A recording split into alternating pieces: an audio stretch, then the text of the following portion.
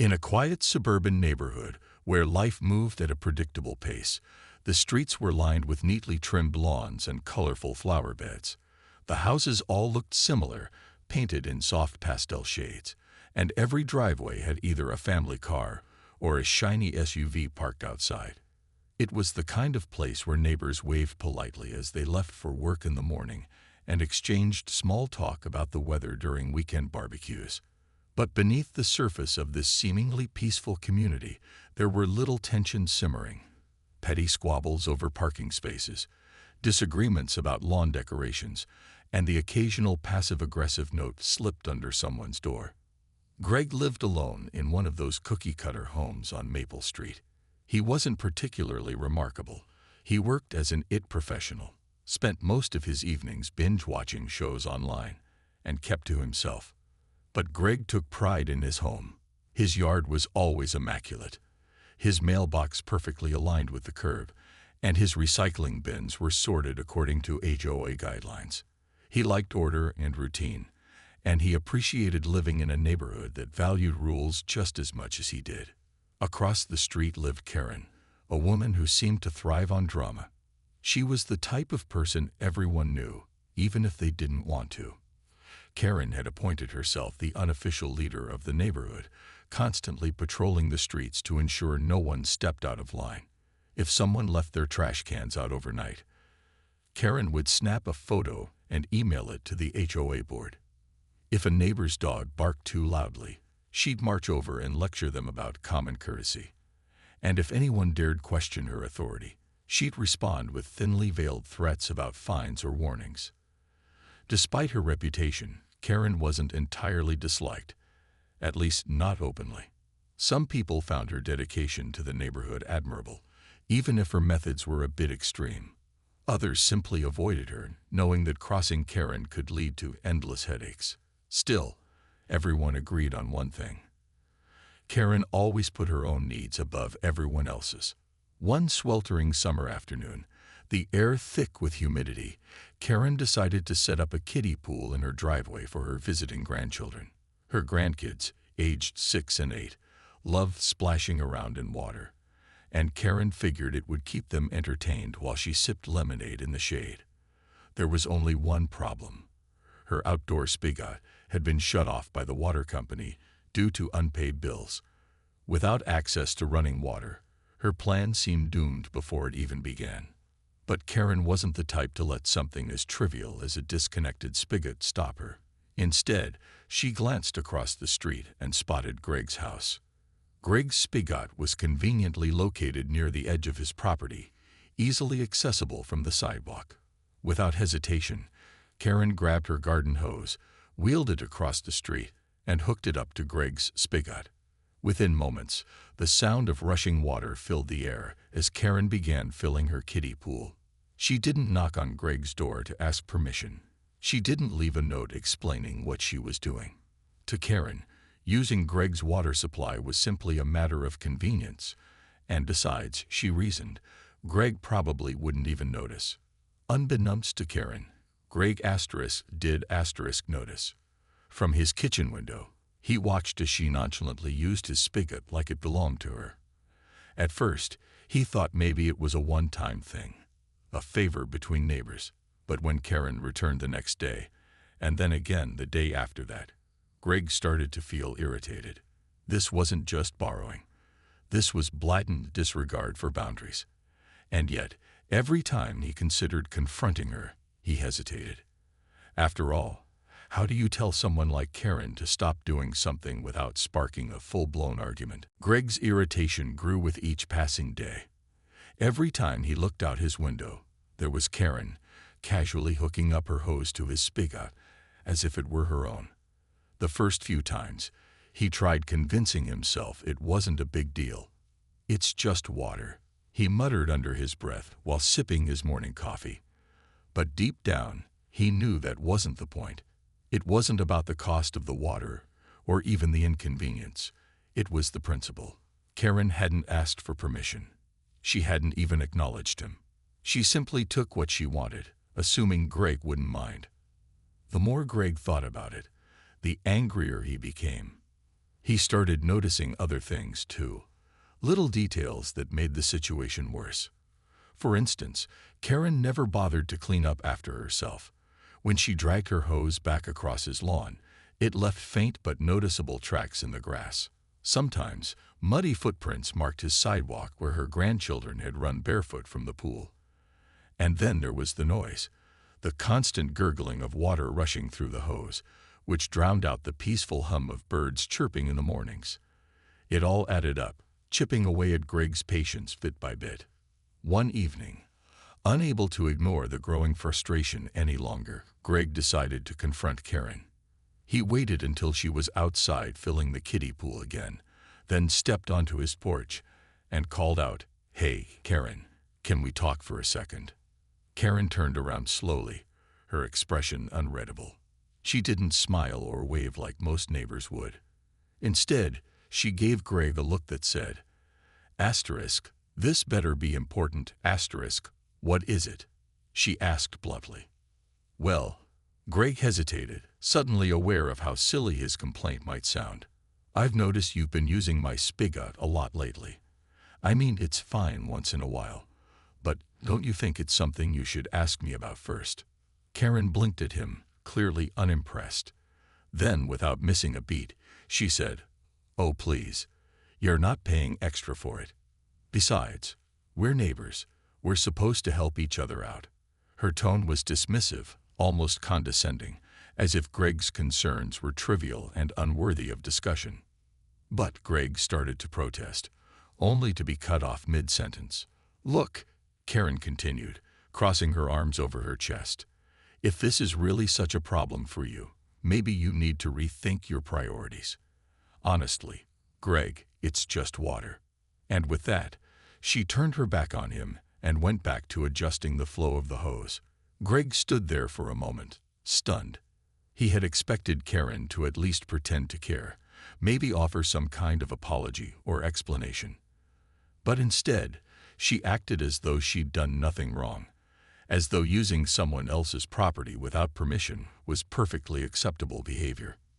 Feeling defeated, Greg retreated inside. He closed the door behind him and leaned against it, letting out a heavy sigh. What was he supposed to do now? He couldn't exactly lock his Spigot or install a security camera aimed at it. That would make him seem paranoid. And calling the HOA felt like overkill. They already dealt with enough complaints from Karen as it was. Still, Greg couldn't shake the feeling that he was being taken advantage of. As the days went by, Greg found himself becoming increasingly resentful.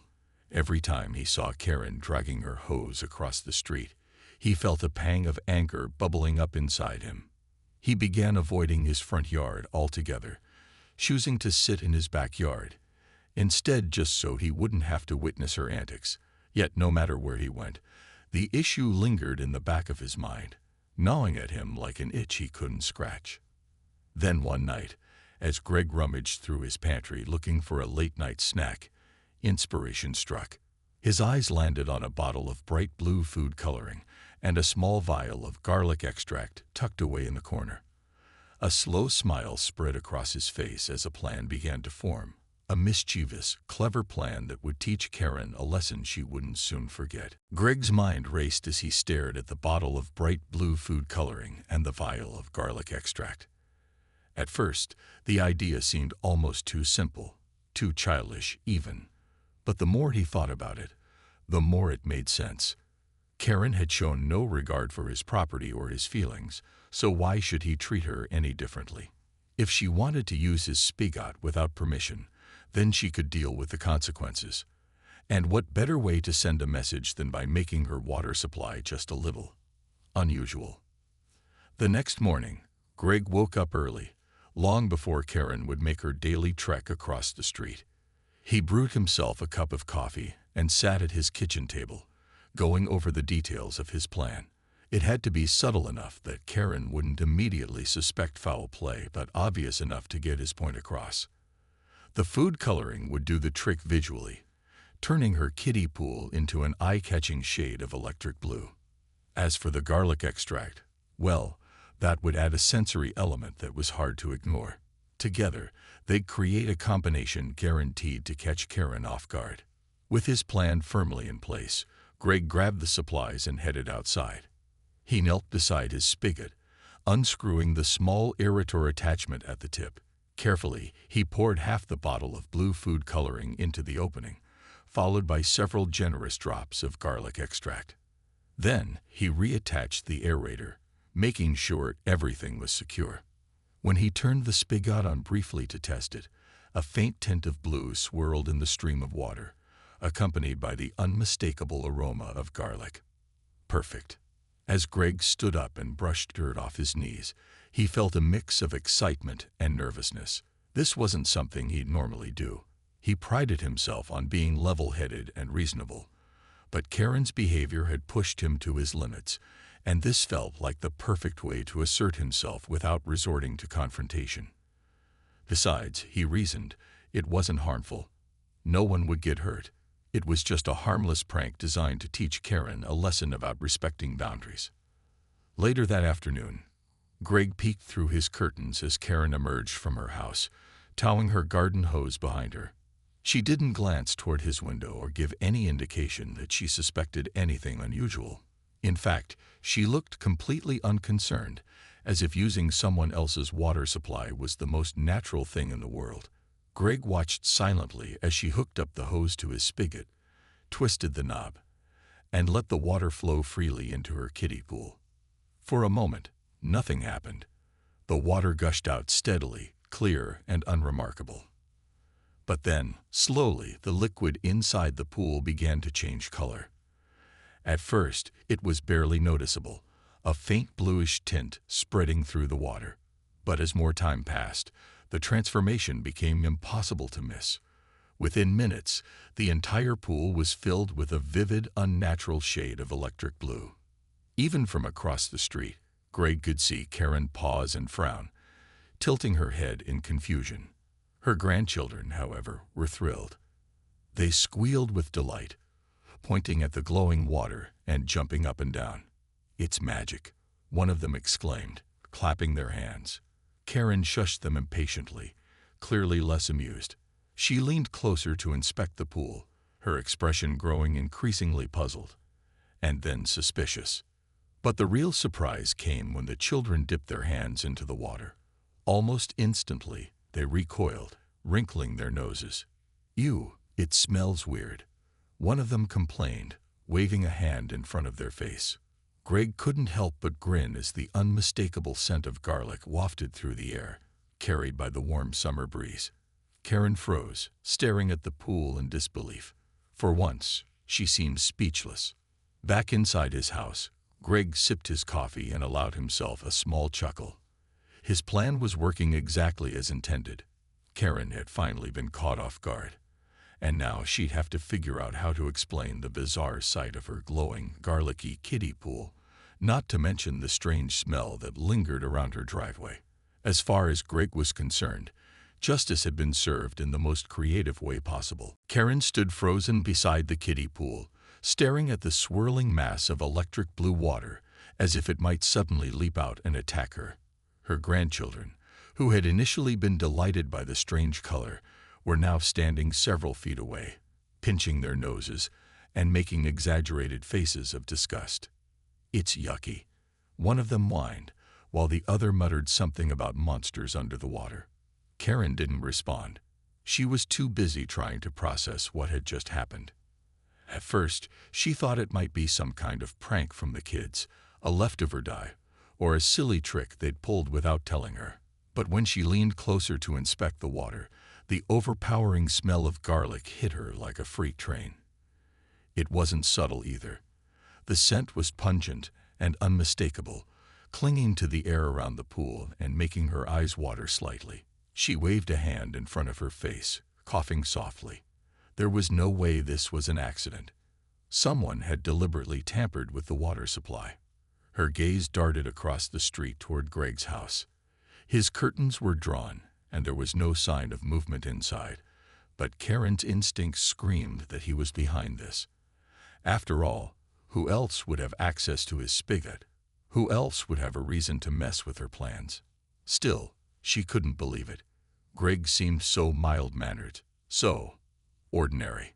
Could he really be capable of something like this? Determined to get answers, Karen marched across the street, dragging the garden hose behind her like a weapon.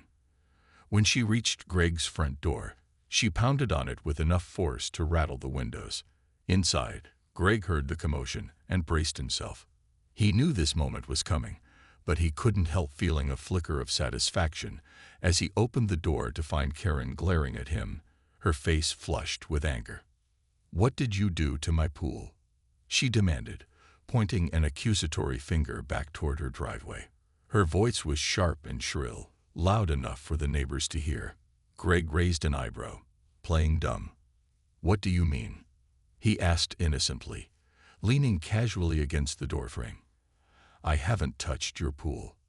"Don't play games with me," Karen snapped, taking a step closer. "The water is blue, and it smells like a freaking Italian restaurant. You know something about this, don't you?"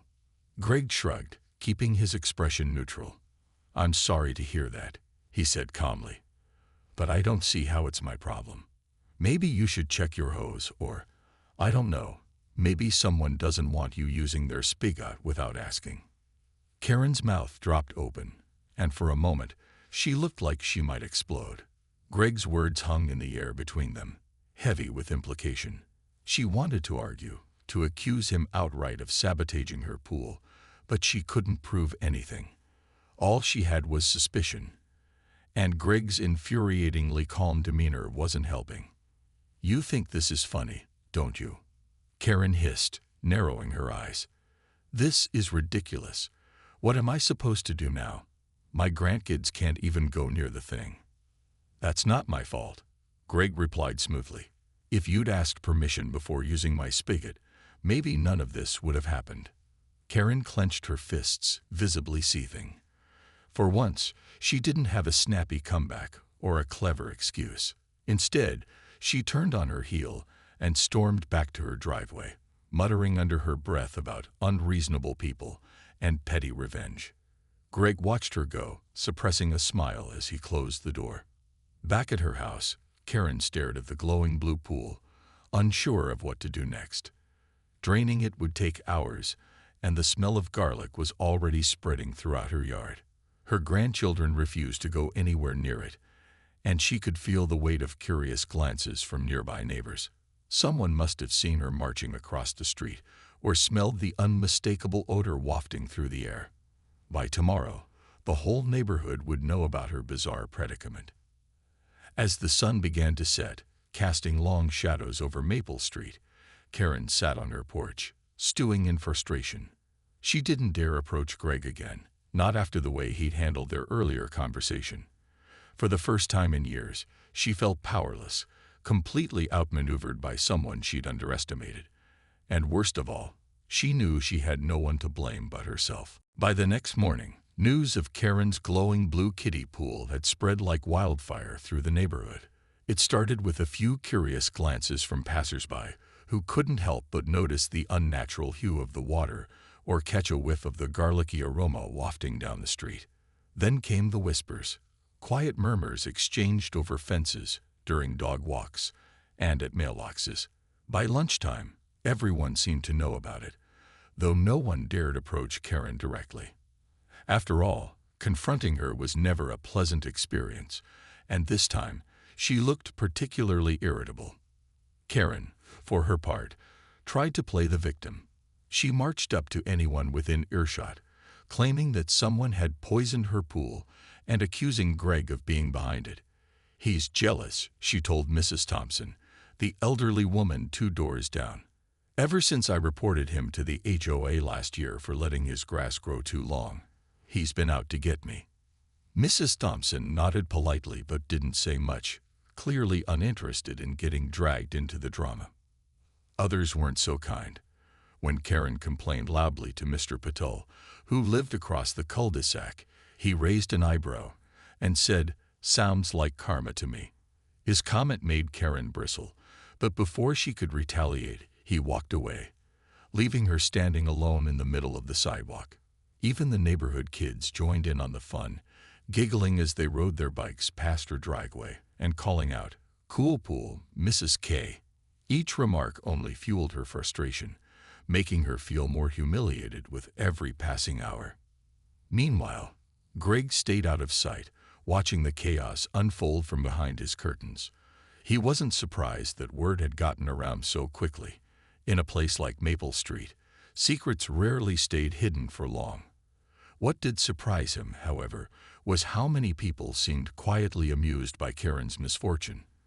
Some neighbors chuckled openly when they thought she wasn't listening, while others exchanged knowing looks whenever she passed by. A few even stopped by Greg's house under the pretense of borrowing sugar or asking about his garden, only to casually mention how creative his solution to Karen's behavior had been. Greg played along, keeping his tone light and non-committal. "I don't know what you're talking about," he'd say with a shrug, though the twinkle in his eye gave him away. The truth was, he didn't need to admit anything. Everyone already suspected him. And frankly, he didn't mind if they did. For once, Karen's usual tactics of bullying and manipulation weren't working. Instead of rallying support, her complaints were met with thinly veiled smirks and dismissive shrugs. The real turning point came later that afternoon when Karen decided to escalate the situation by contacting the HOA board. She sent them a lengthy email detailing her grievances, complete with accusations of vandalism and harassment. But instead of siding with her, the board members responded cautiously, reminding her that using someone else's property without permission was against community guidelines. They also noted that there was no concrete evidence linking Greg, or anyone else, to the mysterious transformation of her pool. Frustrated and embarrassed, Karen deleted the email and flopped onto her couch, staring blankly at the ceiling. Her grandkids, still wary of the strange-smelling pool, had retreated indoors to play video games, leaving her alone with her thoughts. As much as she hated to admit it, she knew deep down that she'd brought this on herself. If she hadn't been so quick to assume Greg wouldn't mind sharing his spigot, none of this would have happened. That evening, as the sun dipped below the horizon and the streets grew quiet, Karen sat on her porch, nursing a glass of lemonade. She glanced across the street at Greg's house, its lights dimmed and windows closed. Despite her anger, she couldn't help but feel a grudging respect for what he'd done. It was clever, calculated, and, dare she admit it, kind of funny. Not that she'd ever say so out loud, of course. But for the first time in years, Karen found herself questioning whether her usual approach to life might not be winning her as many allies as she thought. Over the next few days, Karen's blue, garlicky kiddie pool became the talk of the neighborhood. It was impossible to ignore. The vibrant colors shimmered in the sunlight, and the smell lingered like an unwelcome guest. Neighbors couldn't resist peeking at it whenever they walked by, some snapping photos on their phones when they thought no one was looking. A few even joked about turning it into a community art project or hosting a blue pool party, though no one actually followed through. The spectacle served as both entertainment and a subtle reminder of how far Karen had pushed her luck and how creatively someone had decided to push back. Karen tried everything she could think of to fix the situation. First, she attempted to drain the pool herself, but the process was messy and slow, leaving streaks of blue water running down her driveway. Then she called a local handyman, hoping he could clean out the hose or identify what had caused the problem. But when the handyman arrived, took one look at the glowing pool, and sniffed the air, he simply shook his head and said, "Ma'am, I don't know what you got yourself into, but this ain't my department." He left shortly after, leaving Karen more frustrated than ever. Desperate for a solution, Karen finally resorted to covering the pool with a tarp, hoping to hide it from view until she figured out what to do. But even that didn't work. The edges of the tarp sagged under the weight of trapped moisture, creating small puddles that oozed blue liquid onto her lawn. Every attempt to contain the disaster only made things worse, and Karen's frustration grew with each failed effort. She began spending less time outside, avoiding her porch altogether to escape the constant reminders of her humiliation. Meanwhile, Greg noticed a significant shift in Karen's behavior. Gone were the smug glances and entitled demands. Instead, she seemed quieter, almost subdued. She no longer patrolled the streets looking for infractions, nor did she bombard the HOA board with complaints. When their paths crossed, usually at the mailbox or during brief encounters on the sidewalk, Karen avoided eye contact, muttering quick greetings before hurrying away. For the first time in years, Greg felt a sense of peace in his own home, free from Karen's overbearing presence. The rest of the neighborhood took note of the change, too. Some residents whispered that Karen had finally met her match, while others speculated that Greg's prank might inspire others to stand up to her bullying ways. Even those who hadn't been directly affected by Karen's antics admitted they found the entire situation oddly satisfying. There was something poetic about seeing someone so used to bending the rules get a taste of their own medicine. Still, not everyone approved of Greg's methods. Mrs. Thompson, the elderly woman 2 doors down, cornered him one afternoon while he was watering his plants. "I heard about what happened with Karen's pool," she said, raising an eyebrow. "While I can't say I blame you, dear, isn't this all a bit childish?" Greg smiled politely, shrugging as if to say, "What can you do, asterisk? I didn't do anything wrong," he replied lightly. "If Karen chooses to use my spigot without permission, she has to accept the consequences." Mrs. Thompson pursed her lips but didn't press further. Deep down, she suspected Greg was telling the truth, or at least part of it. But she also knew better than to meddle in other people's business. Besides, she had to admit, Karen had deserved a reality check. As the weeks went by, life on Maple Street returned to its usual rhythm. The blue pool eventually disappeared, replaced by a new one that Karen kept tucked away in her garage, unused. Her grandchildren visited less frequently, perhaps deterred by the lingering scent of garlic that still clung faintly to her driveway.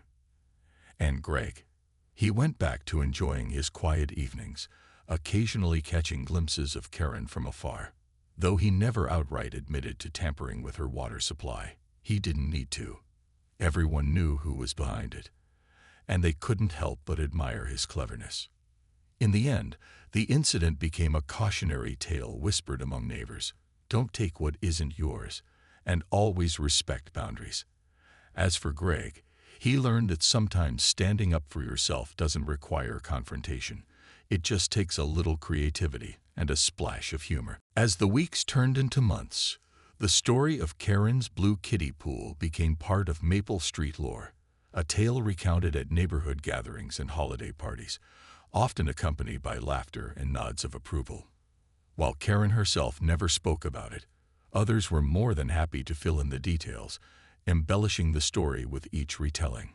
Some claimed the water had turned neon green instead of blue, while others swore they'd seen Greg sneaking around Karen's yard late at night with a bottle of food coloring in hand. The truth didn't matter much.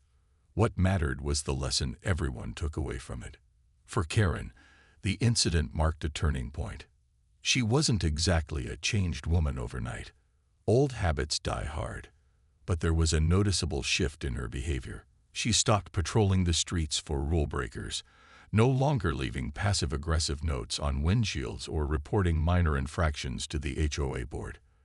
When neighbors waved hello, she forced a smile and waved back, though her enthusiasm seemed forced.